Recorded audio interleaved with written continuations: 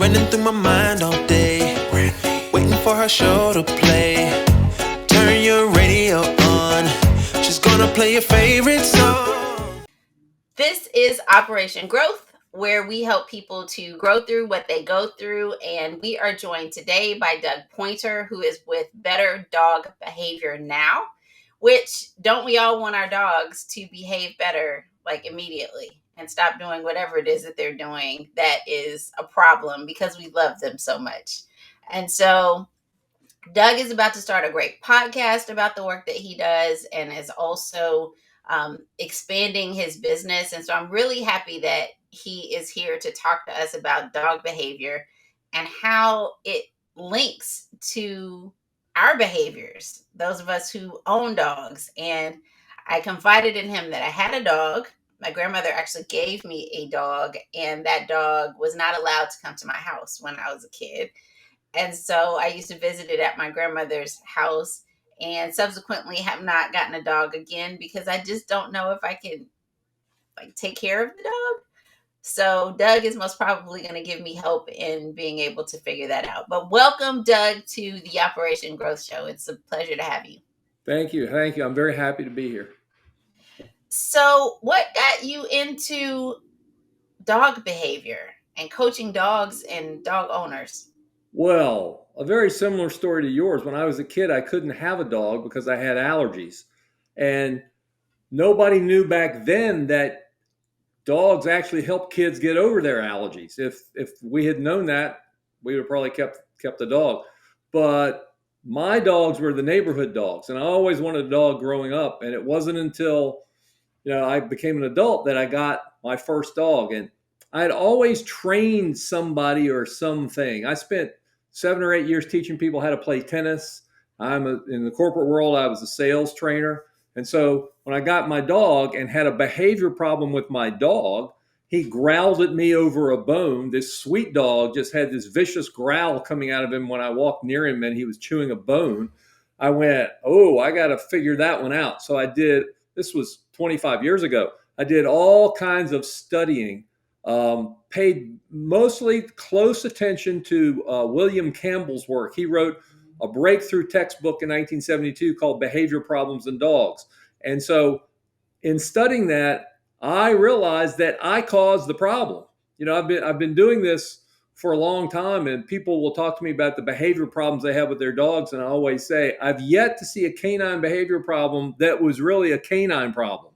It's always a people problem. And that was me. And when I figured that out, then I started to do the work necessary to fix the problem. It's not doing anything bad to your dog. It's not correcting your dog, not punishing your dog, none of that. But when I got it figured out, he went right back to being the sweet dog that he always was, and he remained that way for the rest of his life. And I want you to know, this was back in the 1990s, and he was an American Pit Bull Terrier back in the days when they were all evil. We're all going to die if it's a Pit Bull, if you remember back in those days. And he was the sweetest dog, and he went right back to being that way. And when my vet and the breeder of the dog found out that I had done that, then they started sending people to me to help fix their behavior. And so that's how it started many, many years ago. And it just has been a side business up until probably about 5 or 6 years ago when I decided to take it more, more mainstream. I still do contract career work, but this business is beginning to take over. And so that's how I got started. I love that. So something that you didn't intend to do was started by the conversation around your dog having a behavior issue. Wow. Yeah. So what was your behavior issue? Because, I'm a growth coach. So what was it that you were doing that aggravated the dog? Well, I don't want to drag this out too long, but I will tell you, you've probably heard the term alpha before. We've got to be alpha to our dog. And so the problem with alpha is that is a principle that doesn't really exist. The person who coined that term for the lead male in a wolf pack over 50 years ago, and that's what we based all of our dominance and correction-based training on, is if it works for wolves, and our dogs evolved from wolves, then it's got to work for our dogs. The guy who came up with that name to name that lead behavior in a wolf pack, Dr. David Meach at University of Minnesota, 17 years ago came out and said I was wrong. That's not the way wolves are. And so my theory, and I deal, I use this with my clients because old ideas die hard. You know that, things that get in people's brains, if it's been there for a while, they die hard. My supposition is, and I say this to my clients, if wolves evolved our dogs, and if what we've known about wolves has been accurate, then what we've known about our dogs has been inaccurate as well. So let's get to the real thing, and that way we can use it with our dogs. So what I learned from William Campbell is that it's not alpha dominance, it's just leadership. It's just like follow the leader, with a kid's game. And the problem was, unbeknownst to me and unbeknownst to 99% of the owners out there, they follow their dogs. Their dogs initiate activity and they follow. And in the dog world, the leader of a wolf pack is simply dad and simply mom. A wolf pack is a family. It's not an alpha male because he kicks butt. He's an alpha male because he's dad, an alpha female because she's mom. But they initiate all the activity. They don't typically follow unless it's little pups. Pups rule the roost in a wolf pack because if pups don't survive, the species doesn't survive. But once they grow up, this wolf pack, which is a family, not a bunch of separate individuals who are trying to take over for the alpha male, that doesn't happen. They're a family.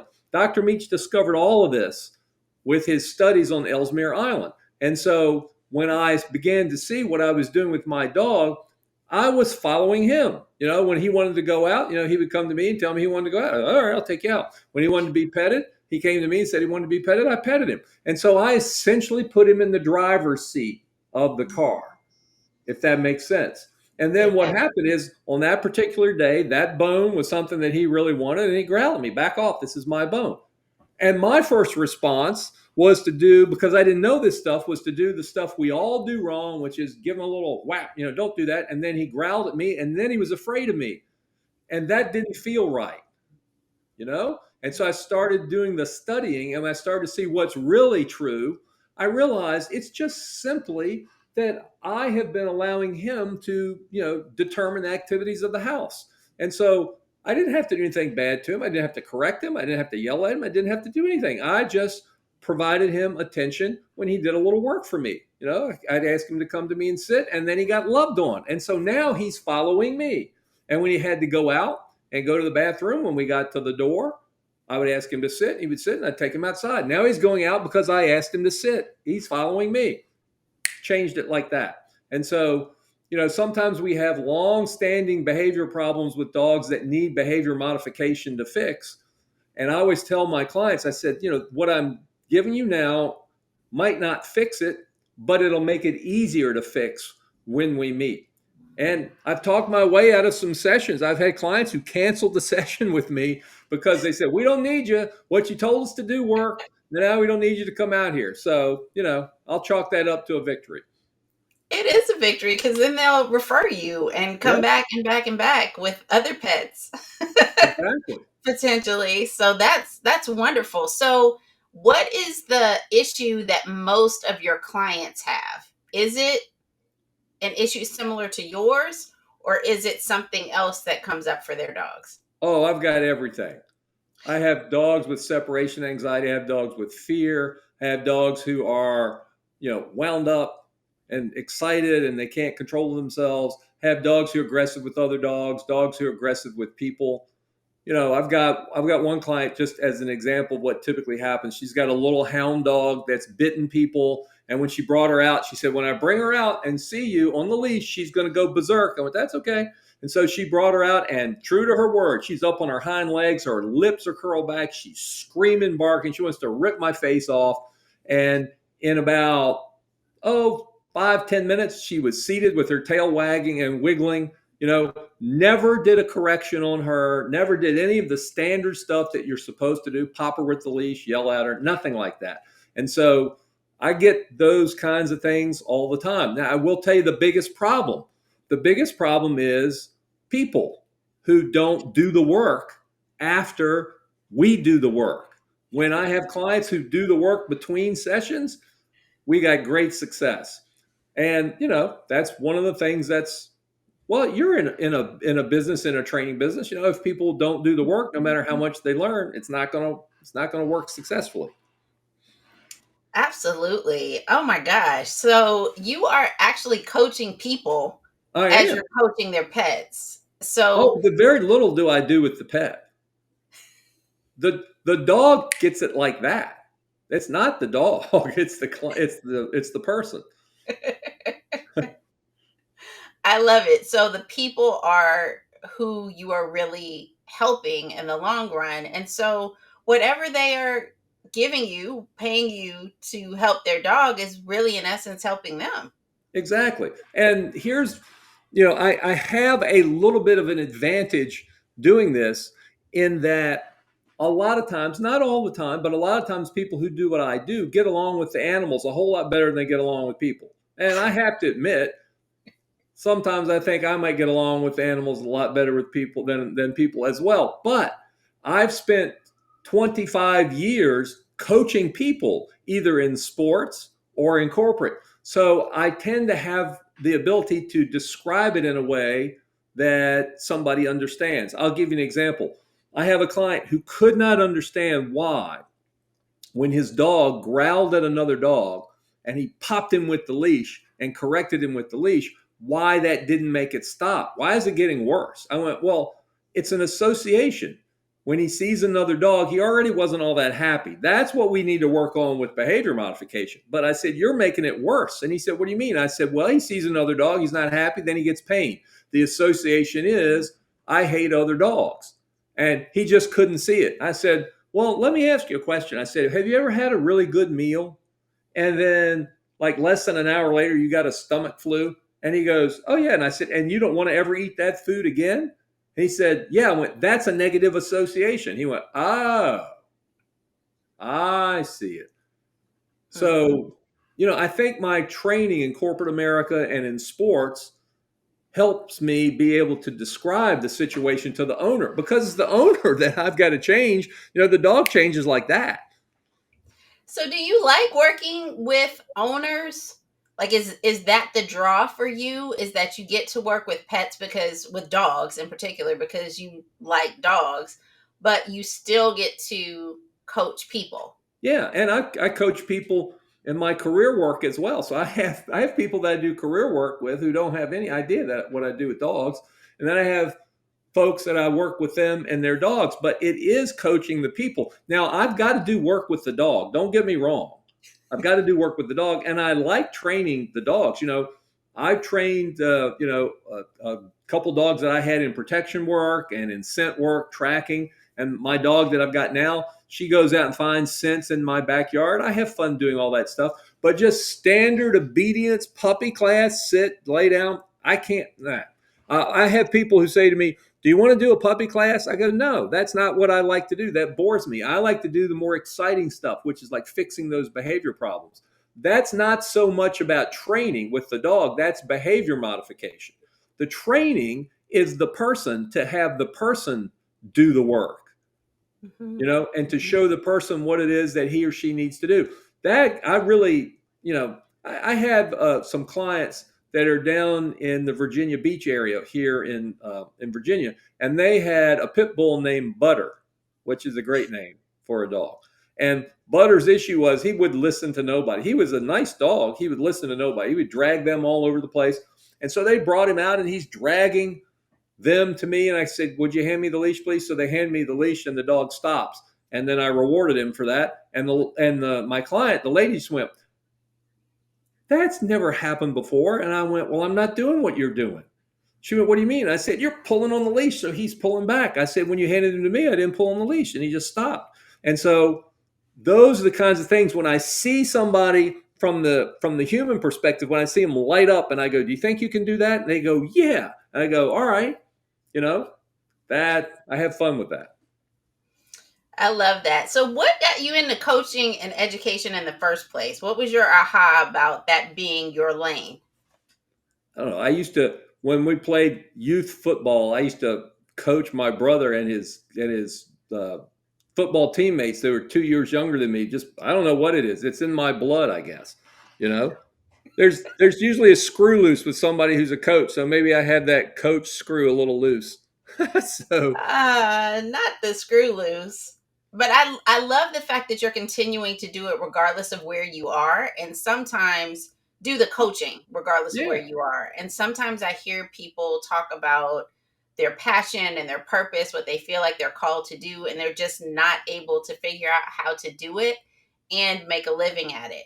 And so you've been able to thread that needle, whether it's in corporate or sports or with dog training. So the athletes, when you worked with athletes, like what was that like?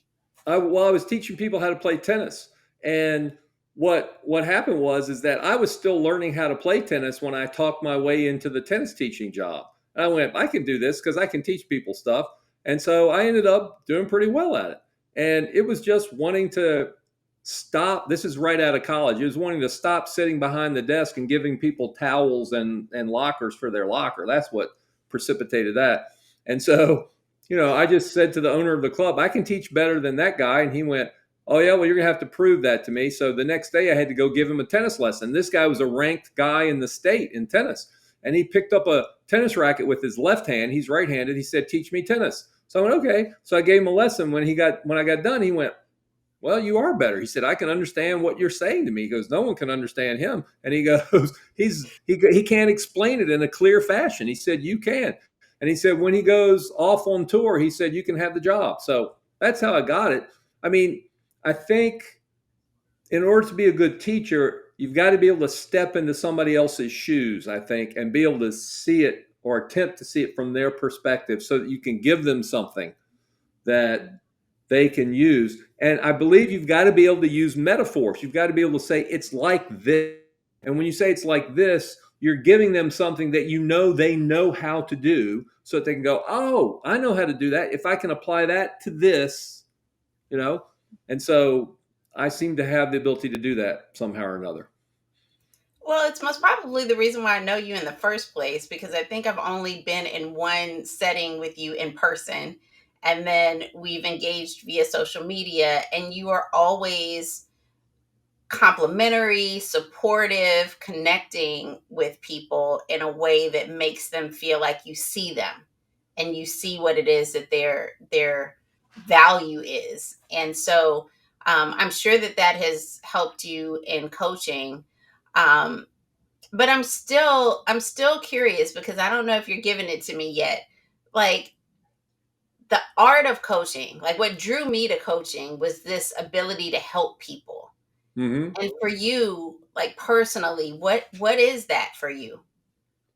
I like that as well. I also like the idea of taking something that's not formed and being able to form it and help be part of that process and have somebody. I'll give you an example. I used to love it when I was teaching tennis. I'm thinking about one kid that I taught tennis. He comes to me and he's jumping up and down. I made my tennis team. And I said, well, what did you have to do? He said, well, I had to beat this guy. This guy was number one on the tennis team the year before. I said, did you beat him? He said, yeah. And I said, well, what do you think allowed you to beat him? I just wanted him to, zone in on what it was. And he went, because tennis lessons with you are 10 times harder than playing tennis. And he said, when I went and played him, it was easy. And I went, there you go.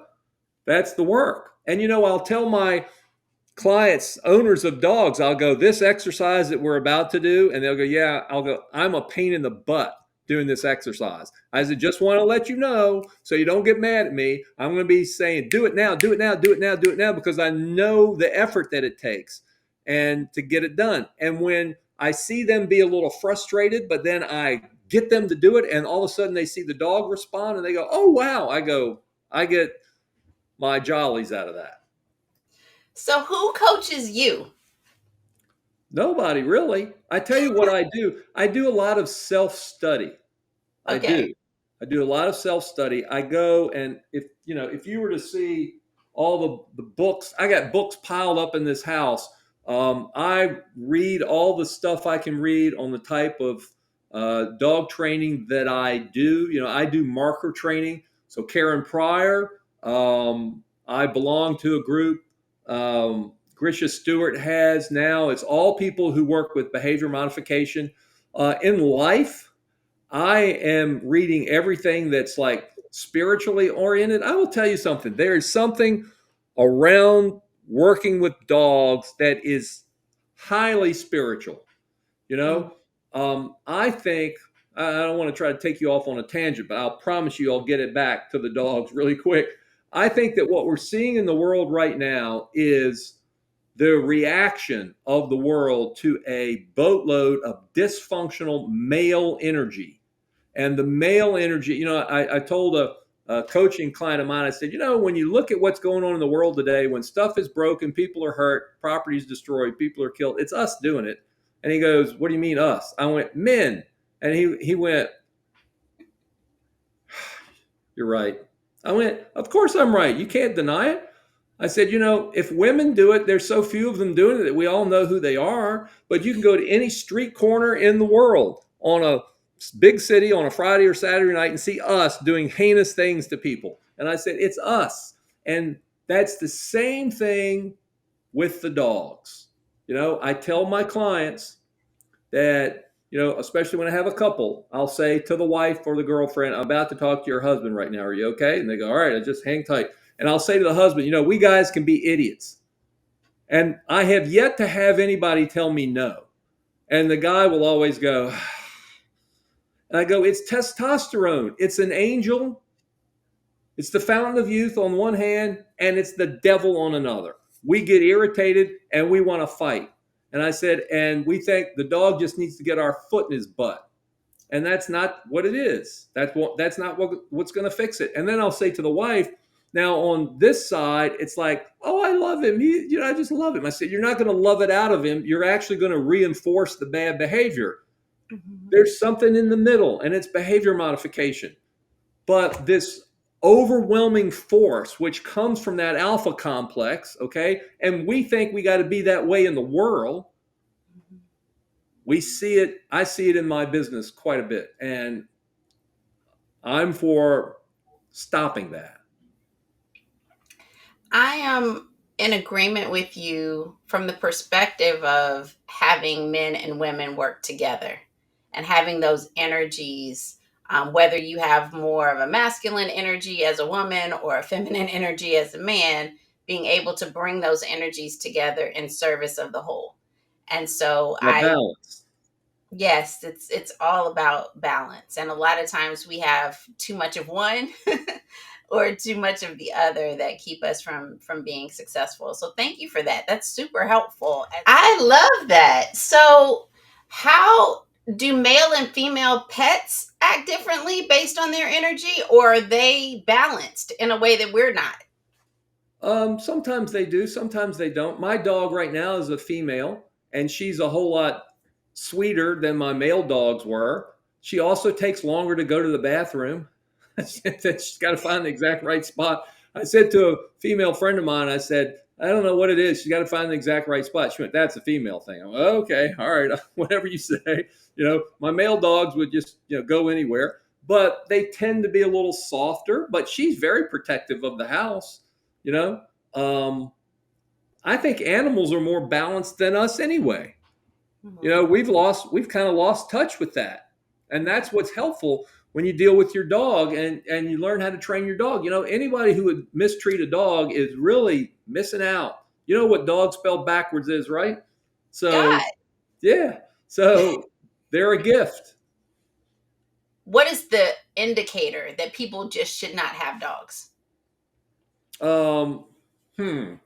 That's a good question, because I do my best to make sure that someone who's got a dog can keep their dog. I say, my goal is for you to keep your dog. But, if you can't physically control the dog on a leash, for example, like I've got some clients, I had a lady, she's a tiny lady. She had a 130-pound dog. Just drag her down the road. So what we did was we worked on control for the dog, but there's always that time when I think she kind of in the back of her mind is wondering, animals are animals. If a deer runs out in front of us, am I going to be able to get him to stop? Because physically she couldn't do it.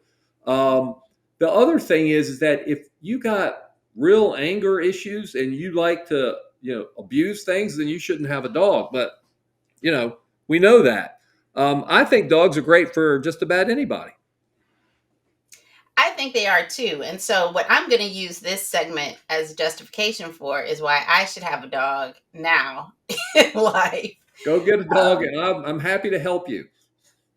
Yeah, so we were talking before we started about getting a dog who's a mutt versus getting a dog who's a pure breed. And pure breeds are so beautiful, like elegant, and they look the part of the classy dog that you should have on your leash. However, mutts are just so lovable. So, how do you make the choice about what kind of dog to have? Well, some people are looking for that thing that looks, really cool on the end of the leash. And there's nothing wrong with that. What we had talked about before is that mutts tend to be healthier than purebred dogs because purebred dogs are bred tight to bloodlines to reproduce type, to have them look the same over and over and over again. And the genetic pool is narrower and narrower, which can accentuate good characteristics and also accentuate bad ones. And so if there's health issues in there, it can make things worse. And so if you want a dog, that's going to love you and have the best chance at health, go down to the shelter and get yourself a rescue dog, Mhm. No, I love that because there's so many dogs that need a home and need love and need to be trained by Doug Poynter. So, Doug, tell us how to find you so that we can come and get our dogs trained.